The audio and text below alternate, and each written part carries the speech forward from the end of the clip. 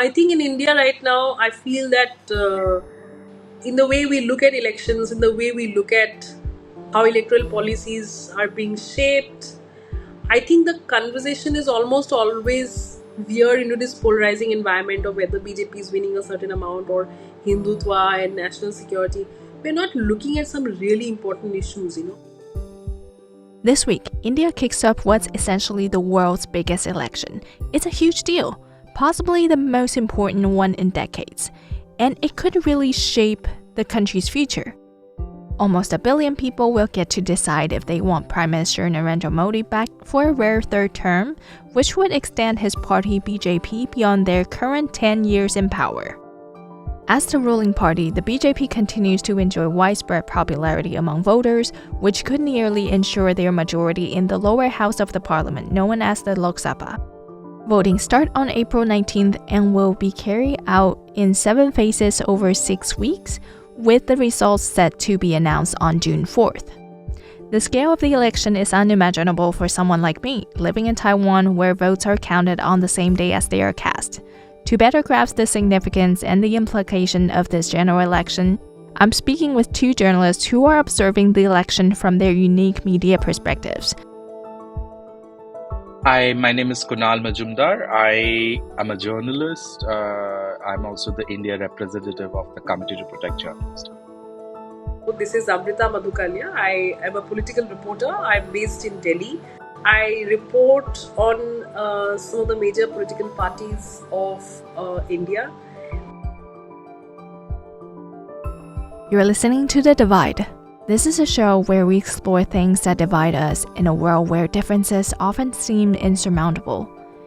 And this week, we are looking into one of the biggest elections in history.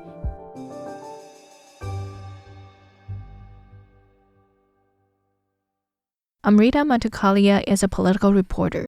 She has reported on some of the major political parties of India, and she's telling me what she has seen and observed in this election. The elections have been declared. The elections are yet to start. The elections in India are going to start on April 19th.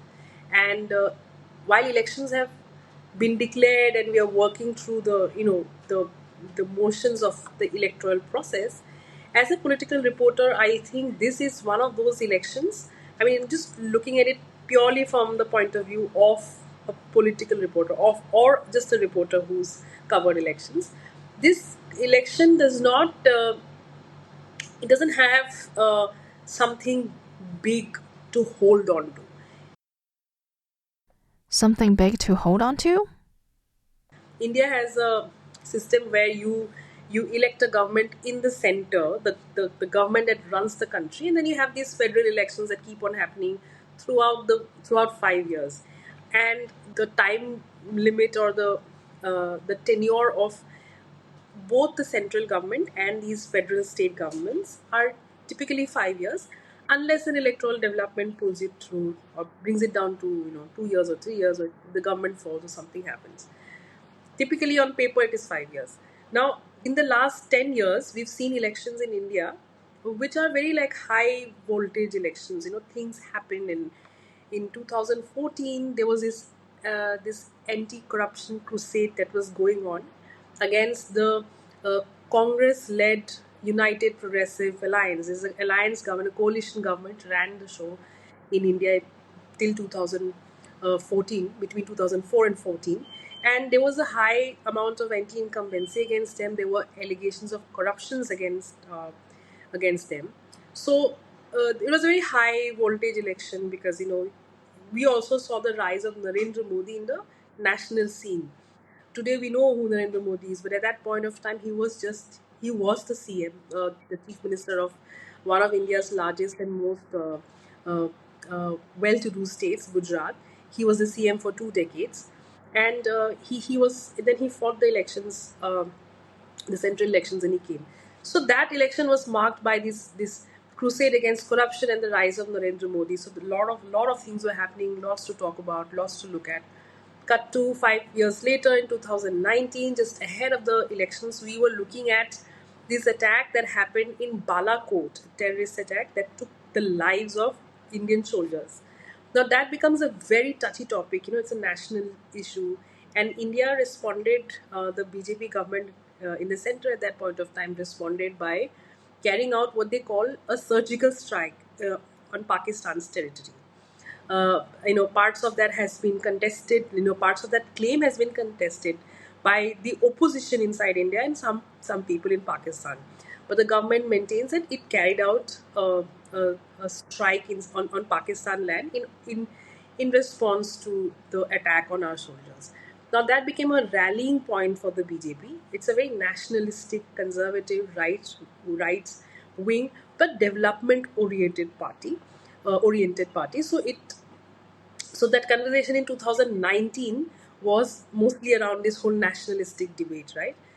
But cut to now, like in 2024, we are conversing about a possible third term for the government, and if they can manage to secure this third term with majority, in the sense sometimes you form the government, but you don't have the absolute numbers, so a smaller party comes to you and says, okay, we are going to be in governance with you. If they manage to win that 400, or if they manage to cross the numbers that they had in 2019, which is 303, it's a huge deal for them. So in terms of that, we just, like, if you look at the national conversation, we're looking at a possible third term for Modi. The conversation is how much is going to be. On the other hand, opposing Modi is this bunch of opposition parties primarily led by the Congress party, the grand old party of India. Uh, they are trying their best to whittle down the BJP to lessen, the majority mark. Now everybody in different, I mean, this is not just one big entity, but smaller federal parties led by the Congress is trying to do that effort. So right now we're just looking, I mean, in the national conversation we're just looking at, oh, BJP definitely is, I mean, the idea is that, okay, BJP is most likely going to carry it through, and if they do, then what are their numbers? So in that sense, there's not much for, like, there's not much to hold on to. There's not a big conversation. But having said that, recently, just a month before, I mean, not month from now, uh, you know I don't know how to explain this to you, but we had a scheme called the electoral bond scheme, in which the BJP, when after it came to power, came up with a scheme where an individual or an institution or an organization can donate to a party, a political party, any political party, with the wheel of secrecy. Like, you can, like, if you want to put in, like, say 500 crores, you want to donate for the BJP, you could easily do it, and you you know nobody will know that you put in that 500 crores. Now, this scheme was uh, running for a very long time, since 2017. But then the matter was in, somebody took the matter to court, questioning the constitutionality of the entire scheme, sorry, the legality of the entire scheme, and then the Supreme Court, the apex court in India, struck it down. The electoral bond scheme was proposed by then Finance Minister Arun Jaitley in 2018. The scheme allowed political parties to receive unlimited donations through bonds while keeping the donor's identity hidden from everyone, including oversight bodies like the Election Commission of India. And on February 15, 2024, the Supreme Court in India ruled that the scheme was unconstitutional. And it not just struck it down, it also instructed the institutions involved, the State Bank of India, the primary bank, and the Election Commission of India, the body that runs elections in India, to reveal the names of the donors as well as the amount of the money that the parties had got. So suddenly you have this data which tells you that the BJP, the ruling party in India, which is seeking a third term, has earned an amount of money that the other three parties, like the other three biggest, have combinedly got. And you also see a pattern that emerges where you see that the BJP, the central agencies, are probably like running some sort of investigation on a certain particular company, and then suddenly in a month or two, or in a week or two, that company pays the BJP via this secret scheme, and then that action against them stops. So the opposition is saying that this is basically very, it is legalized loot, and it is legalized, bullying of by the BJP. So that's a very key conversation. The other thing is another thing that that has happened is that in Delhi, Delhi is basically we don't consider Delhi a state per se. We call it a union territory, which is not a state, but somewhat like it's somewhere in between. It's not a full fledged state. Now Delhi is a very small area compared to these large federal states that we have, federal regions that we have, and because we have the capital region here, so it has a lot of strategic importance. So we haven't declared statehood for Delhi. But still, Delhi has a chief minister, and the chief minister of Delhi is this man called Arvind Kejriwal, who himself had a very meteoric rise in the electoral scene in India in 2014 when the anti-corruption crusade was being run, and he launched a party called Aam Aadmi Party. Now, the Aam Aadmi Party has been mired in a controversy, in a corruption case that deals with liquor. It's a scam, a liquor scam. And while a lot of people argue that there's not enough evidence to book him, the BJP-led government in the center, through its agencies, uh, arrested him, and he's now in jail. Now that's also a huge rallying point for all the opposition parties. So while it's a bit of a lackluster election, we are also looking at these two very important political events that have just taken place. Upon learning the opposition leaders are under anti corruption investigations by authorities, I asked Kunal Majumdar about whether these investigations have led to prison terms. Oh, not many. Two of them are behind bars. So India is it's a federal country. So much like the U.S. So we have states and then the federal government. So currently we are undergoing federal elections. This is federal elections. I think there are some elections in some states that were just few. I think one or two. So so but the two of the opposition leaders who are currently in prison, like the main opposition, there are others who are in prison, but the main ones who are in prison are they are basically the chief ministers, like the head of the state governments, who are in prison over corruption allegations.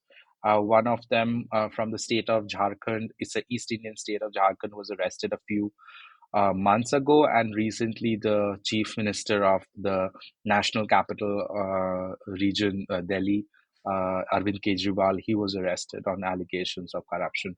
So that's the thing. But having said that, it's also true that there've been allegations that the government has gone after opposition leaders in the last at least in the last 5 years. This government has been in place since last 10 years. They won the last election in 2019, and so there have been allegations that the government has mostly been using like the agencies that it has under control. The central government has been using the agencies that it has under control to target a lot of opposition leaders.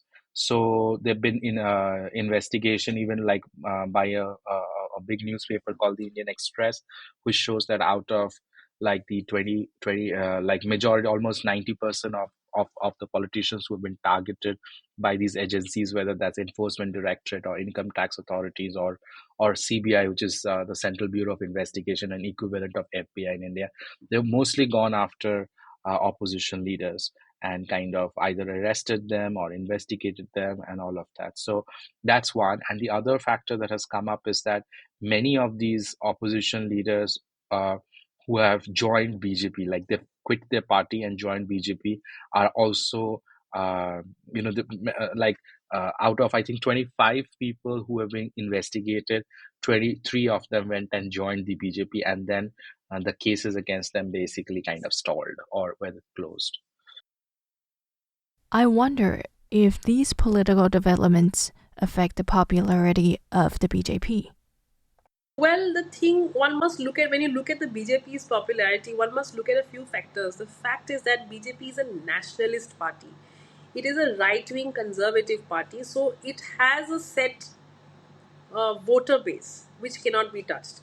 These are ideological followers of the BJP who believe that the Hindu system, the Hindu wing, the Hindu way of life should find prominence in India because they think primarily that India is of Hindus, something that the opposition parties' followers don't entirely believe in. They feel India is a very secular country. We have space for not just Hindus, but everyone else.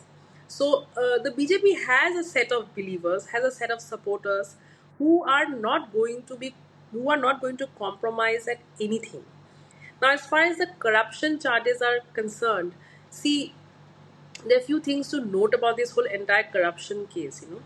First of all, when we were talking of corruption in the UPA years, we were looking at a very active opposition at that point of time. We were looking at people like Narendra Modi himself and his other party colleagues who rallied in a big way across the entire country, talking about how corruption, and also the fact remains that UPA chairperson, not the Prime Minister at that point of time, was Dr. Manmohan Singh, but the UPA chairperson was Sonia Gandhi, and Sonia Gandhi, we all know, she was born in Italy. So this whole outsider equation and money being misused in India, they rallied this conversation in a huge way, in a way in which it actually mattered to people to a certain extent. That okay, fine, they're looting our money. It's time now that we'll give someone else a chance. Now, when we look at 10 years down and we look at a similar, now we also have to keep in mind that a lot of these scams that the BJP that the Congress was mired in, the 2G spectrum scam and the other scams, that the coal scam. Eventually, when you whittle it down to the cases, they not much really was proven. Much really was proven against these in these scams. But as far as the electoral bond scheme is concerned, you have absolute numbers. You have, like, a specific a specific infrastructure company putting in 500 crores to the BJP on X date. Then you have someone else putting it on another date. So you also have parties like the Congress and the Trinamool Congress, or the other parties that are all the Aam Aadmi Party for that matter. All these parties too have had money, like they've had also been given money, but not to the extent to which the BJP was given.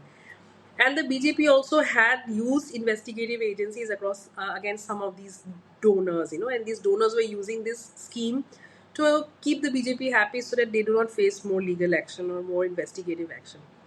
Now, if you look at it, to the lay person, it will feel to you that, okay, fine, the BJP was coercing and taking out money, so it's a huge corruption case, and right now the BJP should actually be faltering. But what is actually happening is that the opposition, honestly, has not been able to rally these points effectively in the same manner in which the BJP did in 2014. You have a very weakened Congress where every second day a prominent leader, or I wouldn't say prominent, but a noteworthy leader of the Congress is joining the BJP, or not just from the Congress, from other parties from different states. So, uh, in that sense, the corruption stick is not sticking. And the other thing is that the BJP, uh, at this point, while the corruption charges were mounting against them, they also had put Arvind Kejriwal behind jail. He was one of the biggest anti-corruption crusaders in 2014. And having put him in jail in a liquor scam, it's not even a scam on Russian or something, it's a liquor scam. So to put him in jail, also, they have diverted a bit of attention from themselves to this case. Now, a lot of the BJP's detractors are not going to be happy about it anyway. But at least now they can say, see, we are not the only corrupt people. These guys are also corrupt. And if you speak to BJP spokespeople, they constantly keep on saying that in the electoral bond scheme, we were not the only party which got money. There were also other parties that got money, which is true. And they also tell you that since we are the largest party in India right now, so we are bound to get more money than the rest of them, which is also true. Effectively they're trying very hard to dodge these allegations. But having said that, I do feel that a bunch of people are sort of very unhappy with the BJP. But then again, when you look at those people in absolute numbers, we will only have to wait and see the results to actually find out if this number is going to have a key change. You're listening to The Divide. I'm Irish Xu.